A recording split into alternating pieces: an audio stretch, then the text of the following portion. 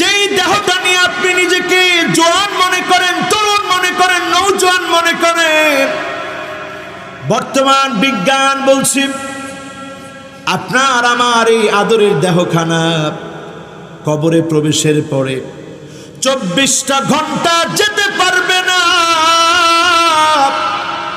এর মধ্যে এমন কিছু পোকা হয়ে যাবে, আপনার আমার পায়ুপথ দিয়ে বের হবে, পিছনের রাস্তা দিয়ে বের হবে, এমন দুর্গন্ধ ছড়াবে, সমগোত্রীয় পোকাগুলোকে দাওয়াত করবে, সব চলে আসবে। 3 দিনের ভিতরে আপনার আমার নাক থাকবে না, শেষ হয়ে যাবে, ইজ্জতের মানদণ্ড শেষ। 6 দিনের ভিতরে আপনার আমার নখ থাকবে না, খসে পড়বে। 9 দিনের ভিতরে আপনার আমার লোমগুলা সব ঝরে ঝরে পড়বে।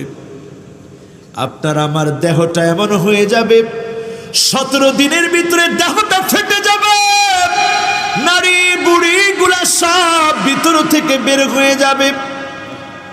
এই দেহটা এমন হয়ে যাবে, 1 মাসের ভিতরে দেহের ভিতরে এমন পচন ধরে যাবে, গোশতগুলা খসে পড়তে থাকবে। 3 মাসের ভিতরে 1 টুকরা গোশত থাকবে না।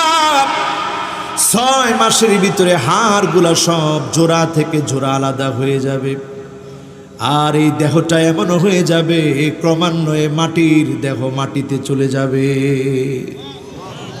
এরপরে যার সামনে দাঁড়াতে হবে, হিসাব দেওয়া লাগবে, তিনি কে?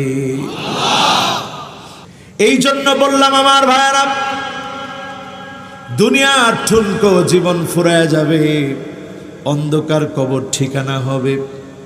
আজকে আপনি যদি আল্লাহর কাছে প্রিয় না হতে পারেন, আপনি যদি নামাজি না হতে পারেন, কিয়ামতের দিন যিনি ভুলে যাবেন তিনি কে?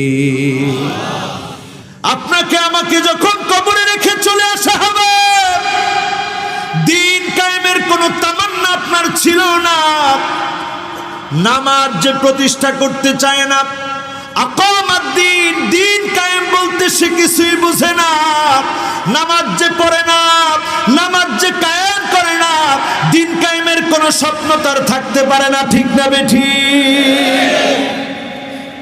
নামাজ নাই যার, দিন নাই তার। যে লোকটার নামাজ নাই, তার দিনদারি নাই।